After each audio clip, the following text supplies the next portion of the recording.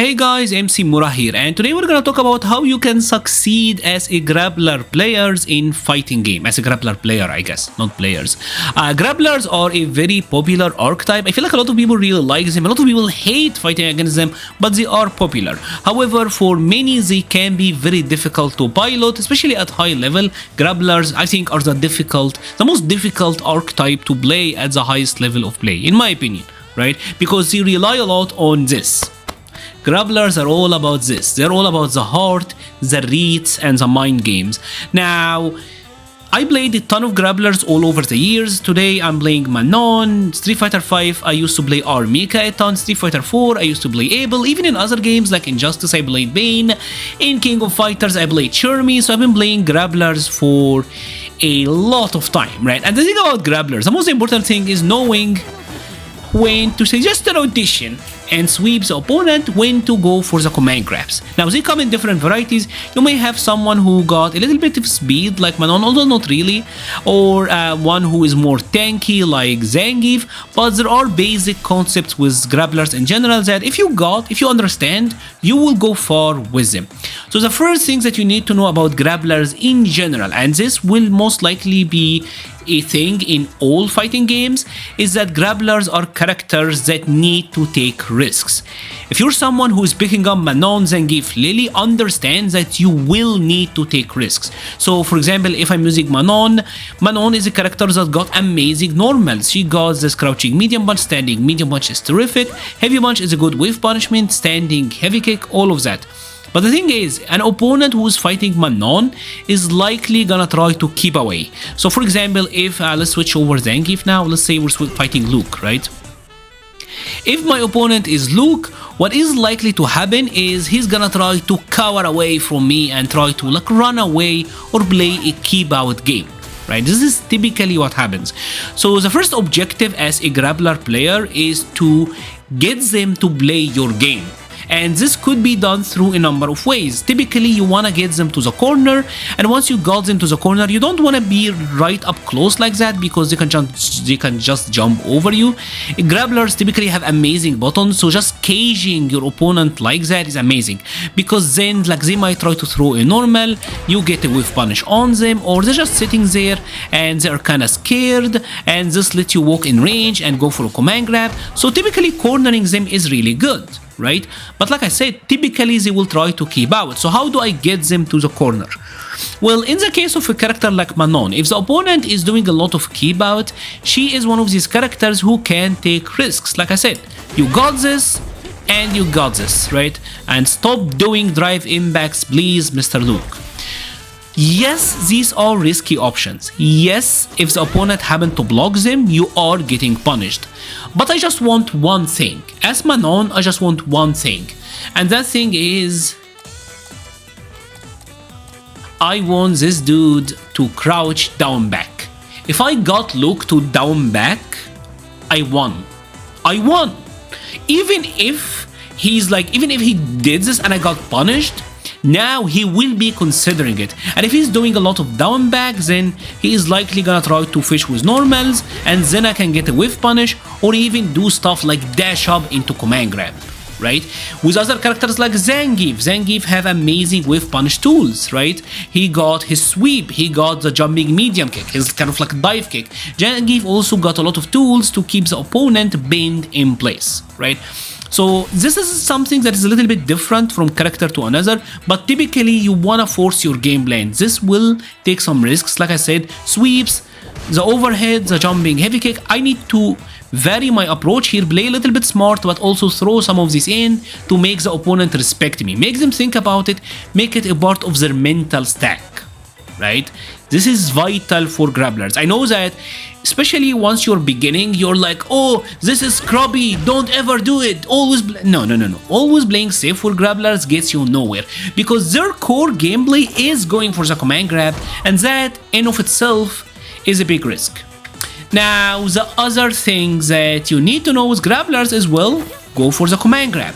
And there is a fine line here, right? Because again, you need to understand risk reward. And a character like Manon here is fabulous. I think this is a character that, like, you got a PhD in grapplers if you're really good with Manon. because Manon risk reward changes throughout the round and throughout the match. If I am at level 1, right? If I'm at level 1 and I'm approaching Luke like that, right?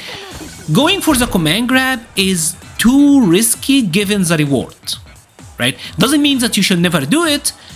You can do it, and my favorite time to go for grabs with Manon, believe it or not, is the start of the round, the start of the match. If we are at round start fight, it's okay to go for command grabs with Manon, because even if they do jump, they will punish me. They will punish me, of course, but they're not gonna get big ass punishes, right? If they got level 3 and now it's like ultra risky, yeah.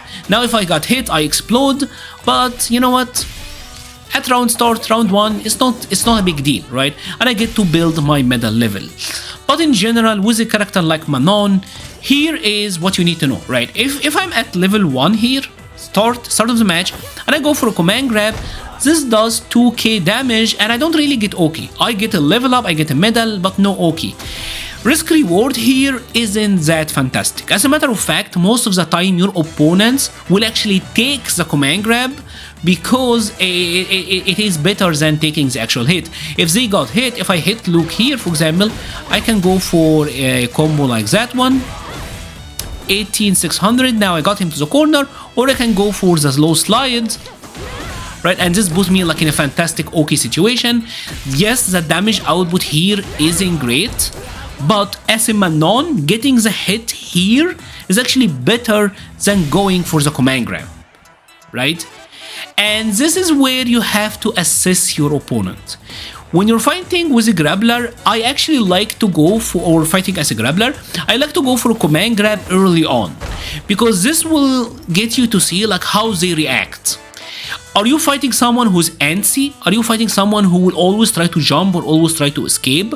Or are you fighting someone who is more willing to sit there and accept risk reward and pretty much dare you to grab them, right? This is the biggest part of playing Grappler, and you can tell this from their playstyle. Players who are jumpy, players who jump a lot, players who are always active, these guys are always active on defense as well. So if the Luke here is like, I'm jumping, they never sit still, especially like on the lower ranks.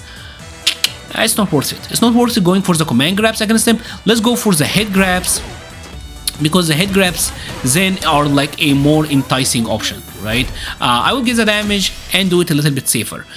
But if there's someone who is playing calculated, someone who is playing like respectively, then go for the command grabs, right? Because then they will get command grabbed, right? Now, once you are at this point, like I said, in the early going for the hit, you should go for the hit more and go for the command grab less, right? But once Manon is at level 5, and this is the case, for example, with a character like Zangief, right?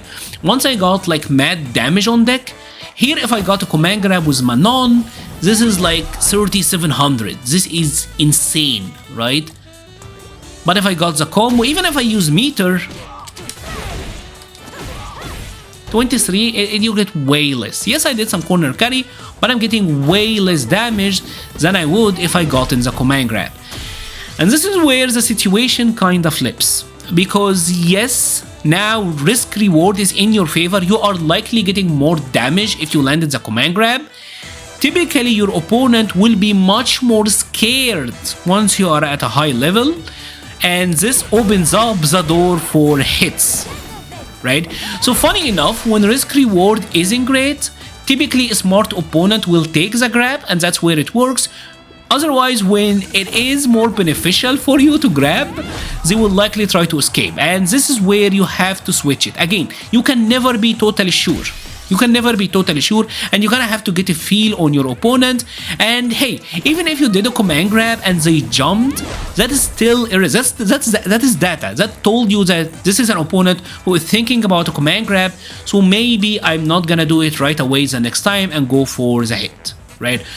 So it's all about understanding risk reward. When is it more beneficial to go for grabs? When is more beneficial to go for hits? Understanding if your opponent knows that, and if they're gonna play with you, or they are mindless and then don't risk, to be honest. And just understand that in general, risk reward is the name of the game, these are characters where you will have to take risks. I hope that I was able to explain it to you. Unfortunately, a lot of these concepts are kind of more abstract because it's really hard to talk about them because it's a lot about chance and guessing. These are characters where you have to guess, unfortunately, but that is good for you as your opponent because you want to make them guess as well. If you have enjoyed this video, please leave a like or a comment, it helps the channel so much. I will be leaving a link to the Patreon, Discord, Twitter and Twitch pages in the description. Thank you so much for watching and stay safe.